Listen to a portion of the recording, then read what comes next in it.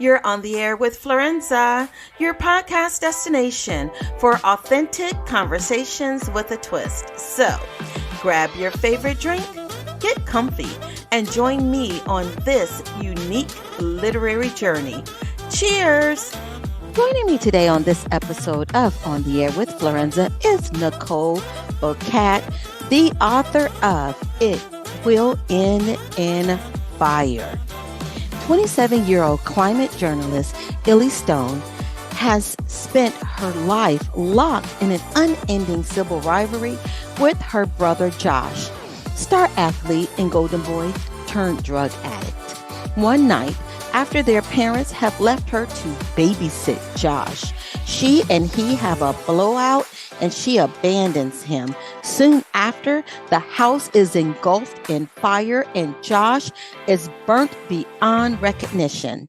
Social media takes this on as a local cause celebre, blaming Ellie since years ago she was involved in a blaze that scarred a teenage girl. Is history repeating itself? In shock, Ellie can't recall if she left a lit cigarette in the family home. But could this suspected arson have something to do with the unknown vehicle that was spotted nearby? The only people sympathetic to Ellie are her brother's best pal, who quickly becomes her new romantic partner, and Josh's girlfriend, who lets on that their relationship might not have been what it seemed.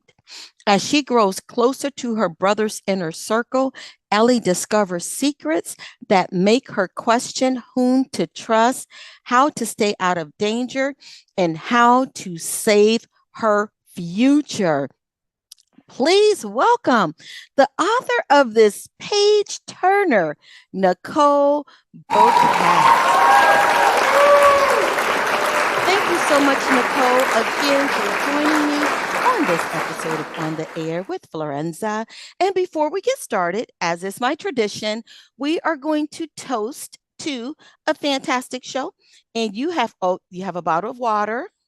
Yes. And this was supposed to be a mimosa, but I ran out of juice. So it's just a Prosecco. I know it's early, but it's 6 o'clock in the morning somewhere. Thank you for having me. I'm so grateful. Thank you for joining me. So I first want to ask, this book is so compelling and it's so dynamic. Tell us about your decision to publish It Will End in Fire and what makes now so important for this story to be told. Okay, let's see. I started writing this. I'm going to have some notes. I started this book a few years ago, and I'm always looking for a dramatic plot. I have characters in mind, and I have their flaws, and I know their secrets. Ooh. But I don't always have the actual plot. The plot takes many drafts. Okay. So I outline the whole thing, and then I, excuse me, I outline it again and again. Anyway, some of the issues that I wanted to deal with were,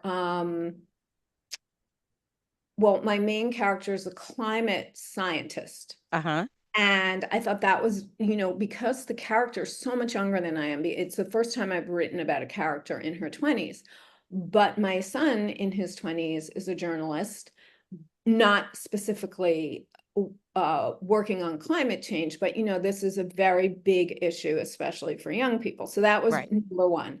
And I thought, okay, how can I utilize Ellie's passion for writing about and editing about climate change, but still, have a mystery element. So that was the why now kind of thing. I also had her living in New York City. When I started this, it was before COVID. So she was living in New York City and splitting an apartment, and it was very hard economically compared to, it was always hard to live in New York City. Still is. Yeah, no, it's terrible now.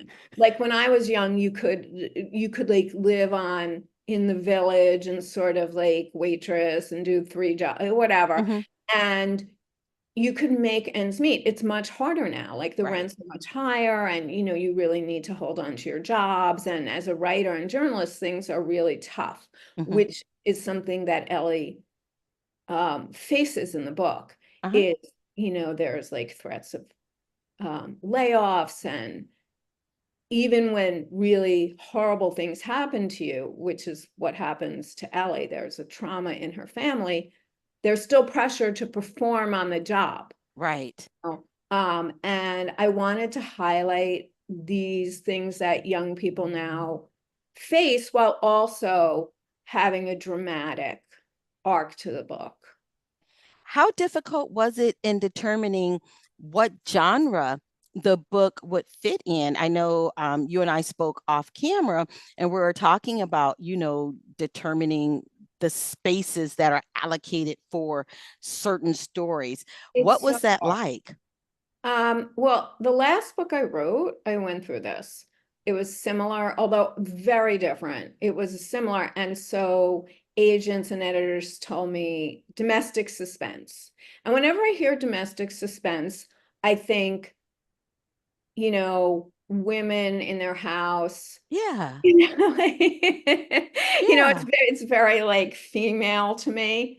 But it's really more that instead of international thriller or spy Right. novel or um, mystery involving in detective.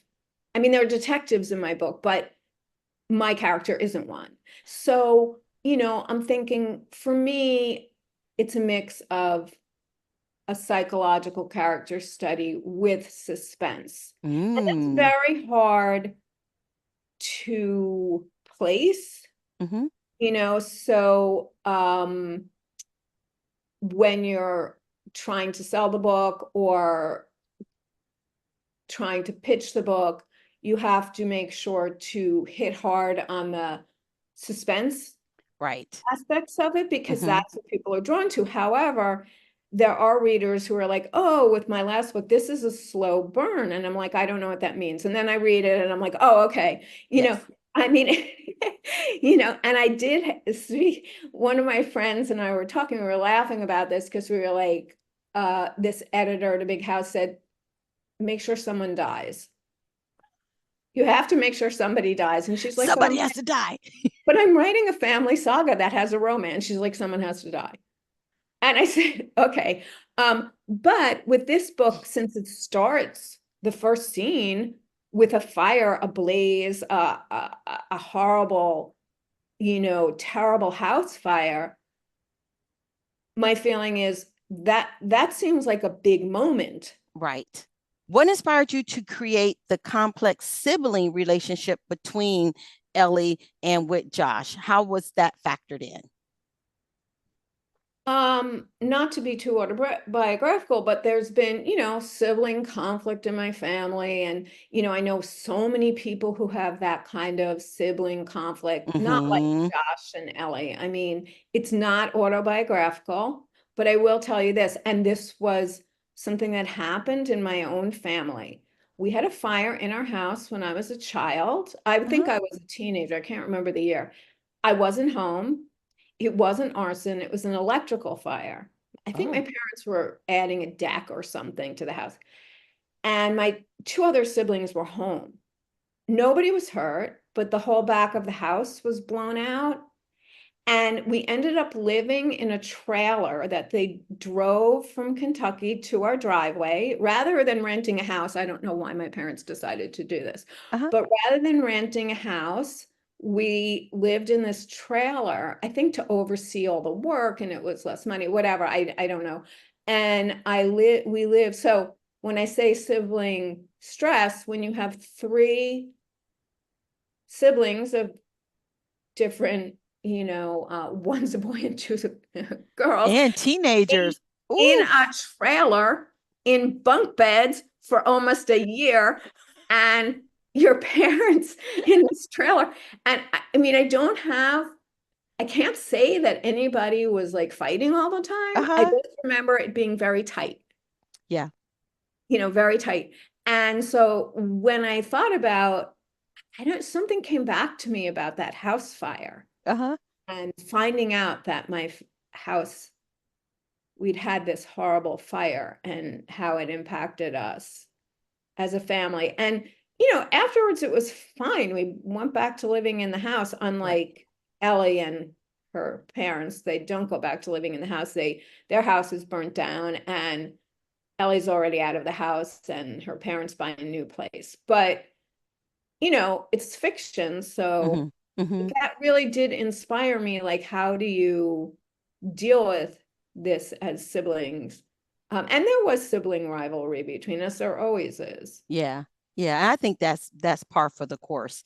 Now, and creating Josh's character with him formerly being the D1 soccer star and then his life unraveling through addiction. What was it like to research, or did you have to put a lot of research into addiction and what it does to a person to bring his struggles together so authentically? Okay, I'll be very upfront here. My sister and father, well, my father's passed away, but we're both psychiatrists. Mm-hmm. And my sister has worked with addicts, not that she had anything to do with this book. So I'm like really familiar with the whole scenario, but I did do research. I Uh-huh. certainly did research. It's just something that kind of been in the family, talked about a lot. Actually, that's a theme in a book I just started working on now. So I did a lot of work on how people buy opiates and things over the internet, and how dangerous it is now with fentanyl laced Yeah. drugs. Yeah. And, it's a whole different world than when I was young. When we were younger, things were so differently. Like, I'm the last year of the baby boomers. And I look around and it's just like, woo, it's a benefit to being in your 60s now. There are a lot of things that we escaped. Well, I think, part of this situation too is like in the book, there's date rape drugs, and Mm-hmm. there's a lot of these things that teenagers and young adults pass around. Mm-hmm. Um, and when I was in college, people would maybe have grain alcohol put into their Yeah. into the, but like I can't remember anyone putting drugs, Dangerous. Yeah. dangerous drugs and drinks. And Mm-hmm. you hear these such sad stories, and about kids who've had terrible outcomes from just once or twice trying different drugs, that that informed my thinking. I mean, I felt sorry for Josh because he was under so much pressure to Yeah. perform. Yes. And it wasn't just him, it was Ella as well. And her resentment towards her parents for overlooking her is a significant aspect to her character. What were you able to draw from? I know you shared a little bit about some of it being autobiographic, and as writers, we do that. We sprinkle in so much of our past, or anyone, like everyone is fair game when you're writing, right? Everybody's fair Um, game. well, I mean, I think part of it is like, you know, Ellie's father is not as invested in the sports situation, but I think especially now, sports stars are so revered. Yes. They're so revered. And so Ellie's feelings are like, well, I'm a geek, I'm academic, which her father really appreciates because Mm-hmm. he's academic. But I think there's also misunderstandings between her and her parents, in that it's not so much that they don't love her as much, it's that they think she's fine, Mm-hmm. that she's strong, and that she's always comes through, which is true. She's resilient and she's strong. And Josh appears to be a star, but he's not as strong. And I think Mm-hmm. his parents, especially the mother character, is aware of his weaknesses, which are, you know, not, when you're in the position of being the sibling, you don't always see that. You don't Right. always see like that maybe people aren't paying as much attention to you because you don't need it. Mm-hmm. Mm-hmm. Because you can find your way somehow. And I think that's the story, part of the story with Ellie is that she's just driven, academic, resilient, but jealous. Mm-hmm. Mm-hmm. She's flawed. They're all flawed. Josh is actually mean to her at the beginning, but when they were young, was really attached to her and really loved her and looked up to her. So, they're complex. It's not like, oh, he's a villain, not a villain. Each of the characters are flawed in their own way. What is it that you hope the reader walks away with after reading It Will End in Fire? Um, I thought about that actually before, and I just really hope that with both of the last two books I wrote are really about how people can get through trauma and hopefully come out the other side, like in not a sentimental or easy way, I'm saying, but doing the hard work and processing what's happened to you without ignoring it. You can get through trauma, you can be resilient. And for Ellie, because she's young and she's younger than the last character, she in particular, I feel, will really thrive. Mm-hmm. But finding out that people you trust are not trustworthy is another theme of the book.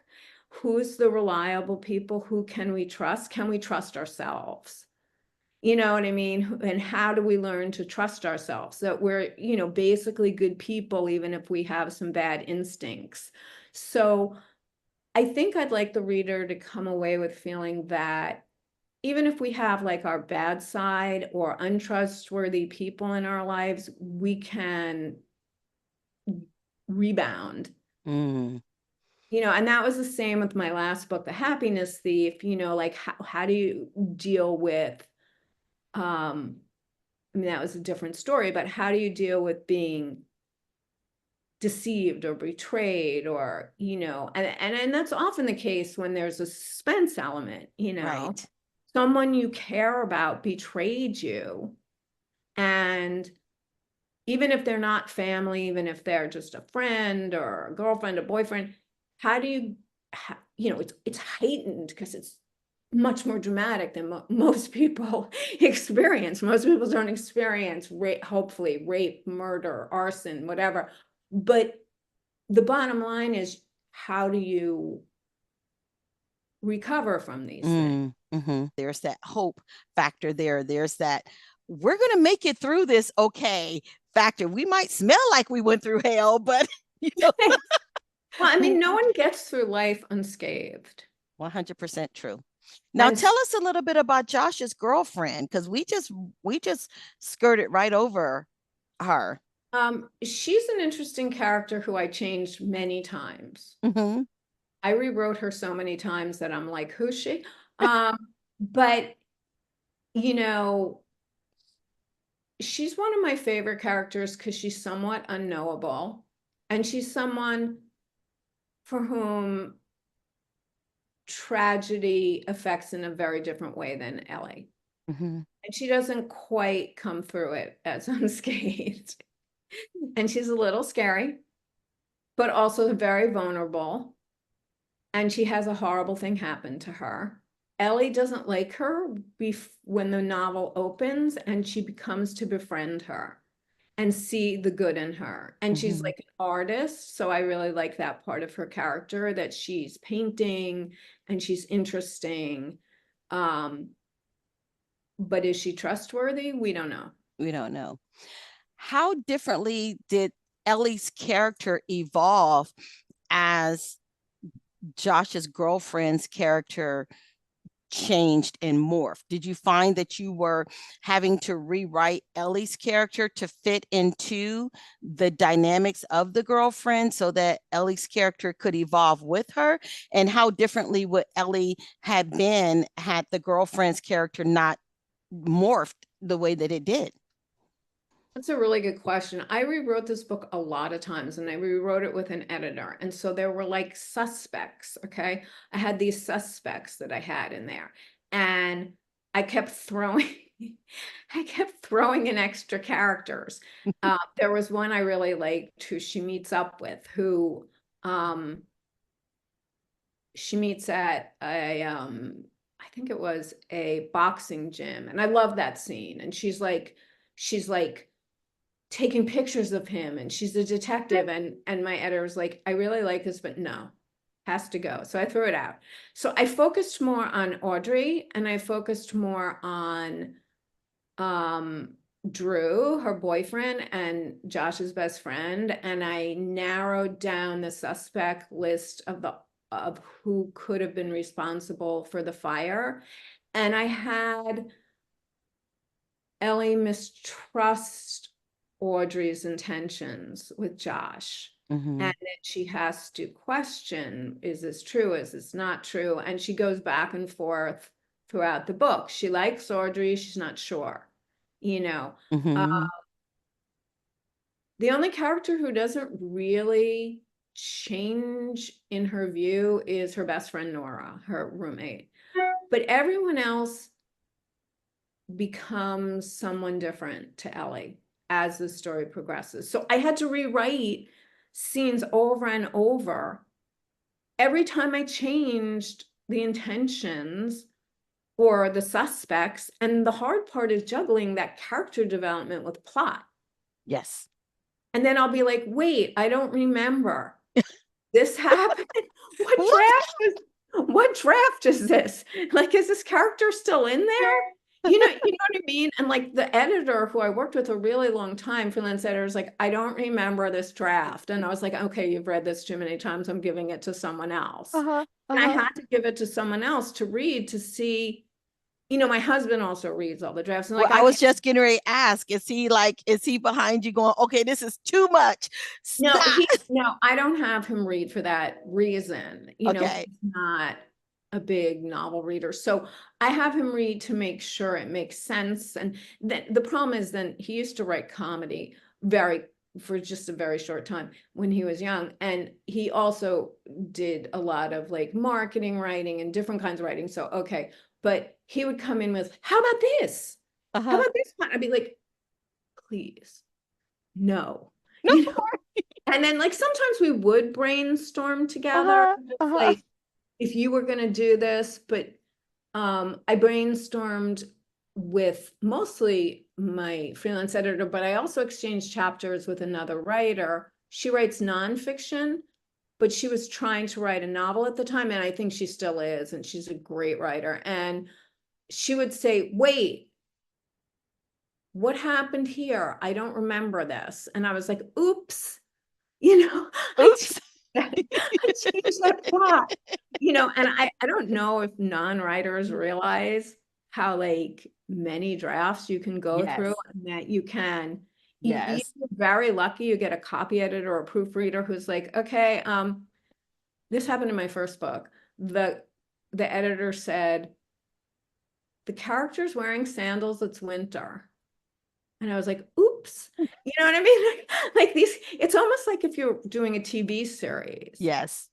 And, it's historical, and you have a picture of like Tony Blair on the, mantelpiece, and you're like, okay, this is 1750. This is not gonna happen. Right. So I think, I don't even remember the question, but, I did change so many times. The way that Ellie interacted and responded to Audrey. Nice.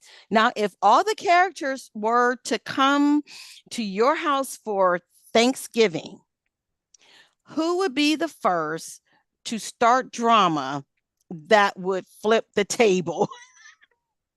Well, they're all much younger than I am. Okay. I would probably be in the other room, like just surfing or whatever. If they all came for Thanksgiving, including the parents and Josh and Drew and Audrey, Nora. Yep. Everyone's going to show I up. think there might be tension between Josh and Ellie, Okay. also Audrey and Ellie, in that they don't like each other at the beginning.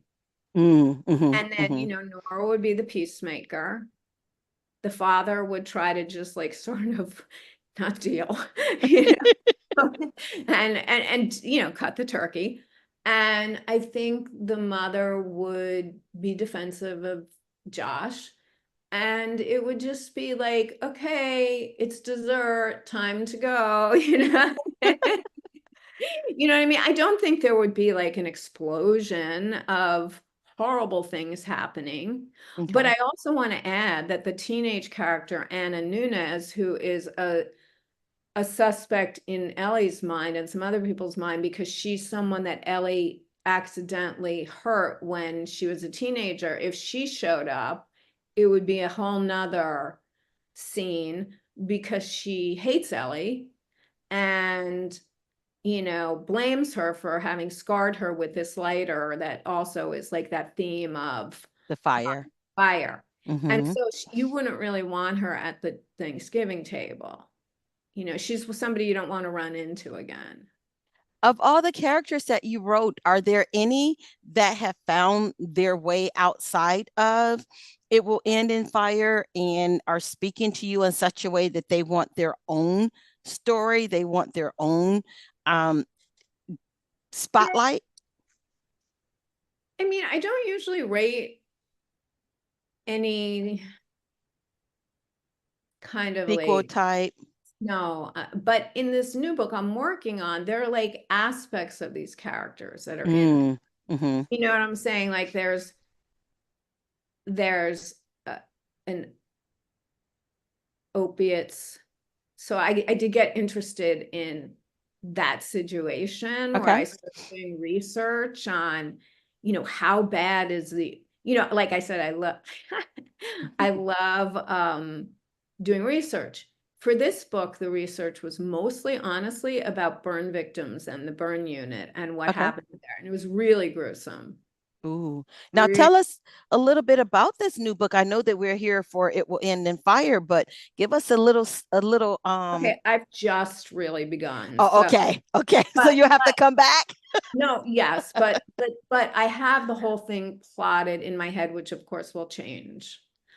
It's 3 points of view. It's two sisters and the son of one of the sisters. Okay. Points of view. So it's a very different kind of book because it'll be limited point of view, third person, and it will be three characters, not one. And but aspects of the book will still be the same. Like it will still be sibling rivalry, how it impacts children, how it impacts family sagas. And then, like I said, there's no fires, Mm-hmm. uh, but there will be other things that I'm researching. Um, I I go down these rabbit holes of research, and then later I'm like, okay, I did too much research on it. But Yes. but I will say that one of the characters is somewhat like Ellie in the book, only in her 40s. Okay. Okay. Where are the listeners able to interact with you and to learn more about what's coming up and what you're doing? Is there a particular place that you like to hang out in the social media world where they're able to connect with you? Yeah, sure. Facebook and Instagram mostly, I'm doing a blog tour. Let's hope that works out well. Oh, nice. So that'll be on Instagram. Have an author page. I'm going to be updating on Facebook. I'm really accessible and love talking to other writers and readers. Because I do freelance edit, Okay. and so I have the editor's hat too. Wonderful. Questions about craft, plot, style, I Okay. like those kind of questions. Wonderful. Well, we have come to the part of our show that a lot of authors like. I know the listeners love it because it gives them an opportunity to hear from you outside of the writing part, and I call this or that. And so I'm going to give you two options, and you just pick the one that you most identify with. Okay. Sure. All right. So beach vacation or mountain retreat. Beach vacation. Nice. Coffee or tea? Oh, coffee. Cats or dogs? Dogs. Dogs. Yes, me too. Movies or books? Books. Books. Okay. Um, Pizza or sushi? I don't really, I'm not really a fan of either, but I'd say pizza. Okay. Are you a morning person or a night owl? Oh, definitely morning. And then last one, adventure or relaxation? I guess relaxation. I'd like to say adventure, but it's not really true. You do a lot of adventuring in your books. Well, I mean, like to me, an adventure is not an adventure. It's more like traveling to a foreign city. Hmm. But Hmm. it's not like I'm not gonna go rock climbing. Okay. Like I'm, you know, I wouldn't call myself. I know people who are really adventurous and they do very fun kind of go in, on those like balloons Yes. Uh-huh. and I won't even go on a roller coaster. You're So like, no. no, I wouldn't call myself adventurous, no. Nice. Well, thank you, Nicole, for joining us, and I look forward to having you visit us again on the show. Thank you so much. I love doing this. Fun. Yes. And this wraps up another episode of On the Air with Florenza. You may follow me on all social media platforms under Florenza Lee or via my website at florenza.org. Until next time, cheers.